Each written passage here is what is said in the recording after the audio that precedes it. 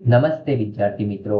તો મારી યુટ્યુબ ચેનલમાં આપનું હાર્દિક સ્વાગત છે. તો છેલ્લી વાર આપણે ફરીથી શીખી લઈએ બેન્જામિન બ્લૂમનું વર્ગીકરણ. તમારા ટેટ ટાટની પરીક્ષા માટે ખૂબ જ ઉપયોગી અને ઇમ્પોર્ટન્ટ ટોપિક છે. તો let's start with our Benjamin બ્લૂમનું વર્ગીકરણ.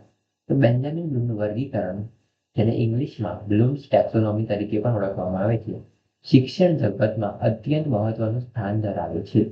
તે વિદ્યાર્થીઓના શીખવાની પ્રક્રિયા અને શિક્ષકોના શીખવવાની પદ્ધતિને એક વૈજ્ઞાનિક માળખું પૂરું પાડે છે. કોને વૈજ્ઞાનિક માળખું પૂરું પાડે છે?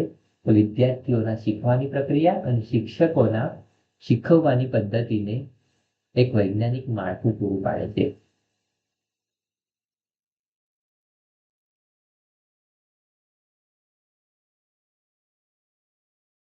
પ્રસ્તાવના. તો પ્રસ્તાવના જોઈએ તો બેન્જામિન બ્લૂમ એક અમેરિકન શૈક્ષણિક મનોવૈજ્ઞાનિક હતા. બેન્જામિન બ્લૂમ ક્યાંના વતની હતા? તો બેન્જામિન બ્લૂમ અમેરિકાના વતની હતા.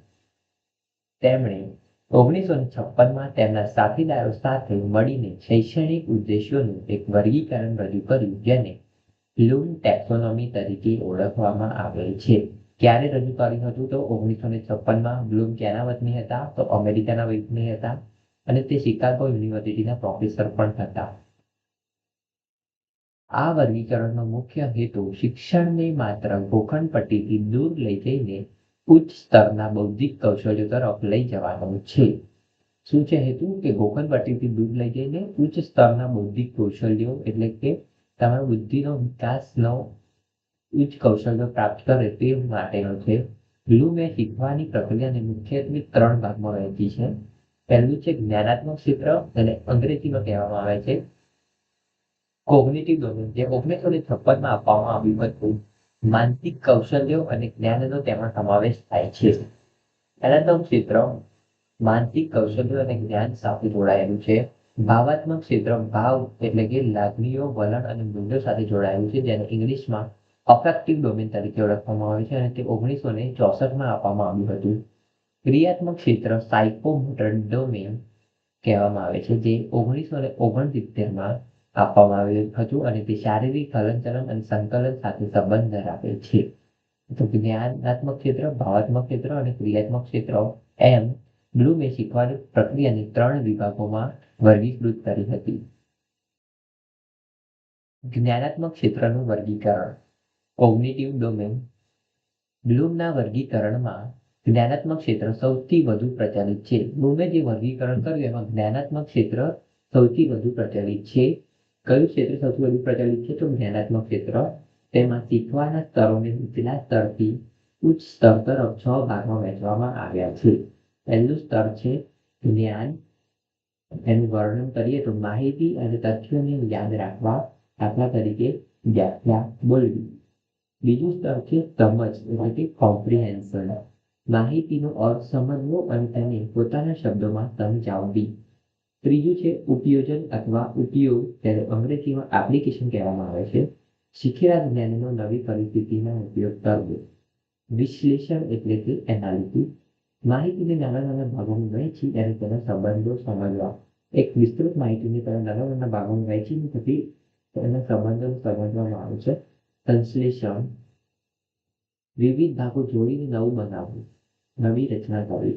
વિવિધ ભાગોને જોડીને કંઈક નવી રચના કરવી. અને મૂલ્યાંકન છેલ્લું છે વિચારો કે સામગ્રીના મૂલ્ય વિશે નિર્ણય લેવો. એ ત્રિકોણમાં પણ આપ્યું છે, જ્યાં આ 2001માં આપવામાં આવેલું નવું વર્ગીકરણ છે, જ્યાં યાદ રાખવું, સમજણ, લાગુ કરવું, વિશ્લેષણ, મૂલ્યાંકન અને સર્જન. સર્જનને સૌથી ઉપર લઈ ગયા છે, એટલે મૂલ્યાંકન સૌથી હતું. તે મૂલ્યાંકનને 5મા નંબર પર લાવી અને સંશ્લેષણને ઉપર લઈ ગયા અને નામ બદલીને સર્જન કરી દેવામાં આવ્યું છે, જે બેન્જામિન બ્લૂમના શિષ્ય દ્વારા આ બદલાવ કરવામાં આવ્યો હતો 2001માં.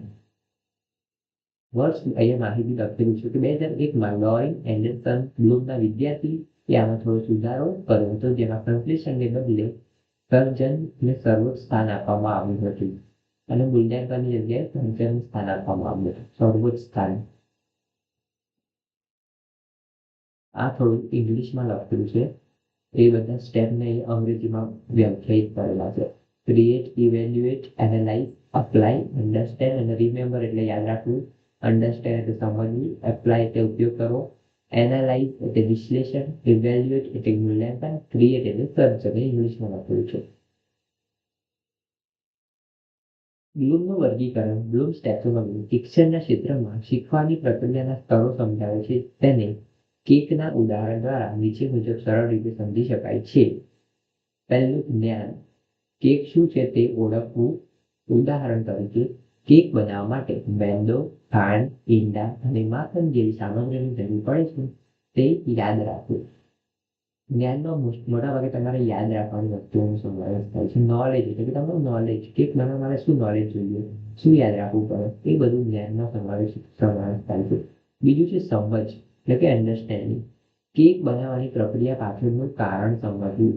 કેક બનાવવાની પ્રક્રિયામાં શા માટે બેકિંગ પાવડર નાખવામાં આવે છે તે કેકને ફૂલાવવામાં મદદ કરે છે તે સમજવું. ઉપયોગ અપ્લાય શીખેલી માહિતીનો ઉપયોગ કરીને ખરેખર કેક બનાવવી. પછી ઉપયોગ કરવો એટલે કે માહિતી કેક બનાવવાની માહિતી મેળવી, તેમાં પછી પ્રક્રિયા સમજી કે એમાં બેકિંગ પાવડર કેમ નાખવામાં આવે છે, બેકિંગ પાવડર નાખેલો છે ધારો કે કેકની પ્રક્રિયામાં તો કેમ નાખવાનું સમજશો અને તેનો ઉપયોગ કરીને કેક બનાવો છો. ફાઇનલી રેસીપી બાજુની મુજબ ઘરે ચોકલેટ કેક તૈયાર કરવી. પછી વિશ્લેષણ કેકના જુદા જુદા ભાગો અથવા રેસીપીમાં થયેલી ભૂલોને તપાસવામાં આવે છે. તો કેક નરમ બની હોય તો તપાસવું કે માખણ ઓછું હતું કે તાપમાન વધારે હતું. કેક નરમ ન બની હોય તો સમજવું કે માખણ ઓછું નાખ્યું હતું કે તાપમાન વધારે હતું. મૂલ્યાંકન કેકની ગુણવત્તા વિશે નિર્ણય લેવામાં આવે છે.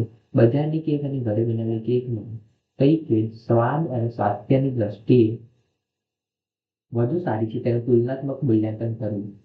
સર્જન પોતાની મૌલિકતા વાપરીને નવી જ પ્રકારની કેક બનાવવી. પરંપરાગત રેસીપીમાં ફેરફાર કરીને તદ્દન નવી ફ્લેવર અથવા હેલ્ધી ઓટ્સ અને ડ્રાયફ્રૂટ્સ કેકની નવી રેસીપી તૈયાર કરવી. સર્જનમાં તમારે જે પોતાની મૌલિકતા વાપરીને નવી વસ્તુનું સર્જન કરવાનું આવે છે એટલે એનું નામ સર્જન એટલે કે પોતાની બુદ્ધિમત્તા એટલે કે બુદ્ધિમત્તાનો ઉપયોગ કરીને નવી જ રેસીપી કે વાનગી તૈયાર કરવી. કેક બનાવવું તમે બીજું કોઈ પણ ફિલ્ડમાં હોવ કે જે નવું કંઈક સર્જન કરવા એને સર્જનની કેટેગરીમાં મૂકવામાં. તો આ હતું બેન્જામિન બ્લૂમનું જ્ઞાનાત્મક ક્ષેત્રનું વર્ગીકરણના સ્તરો. જો તમને મારો વિડીયો ગમ્યો હોય તો ચેનલને સબસ્ક્રાઇબ કરજો, વિડીયોને લાઈક કરજો અને શેર પણ કરજો જેથી બીજા સુધી આ વિડીયો પહોંચી શકે અને ચેનલને સબસ્ક્રાઇબ કરવાનું ના ભૂલતા. Thank you so much for watching.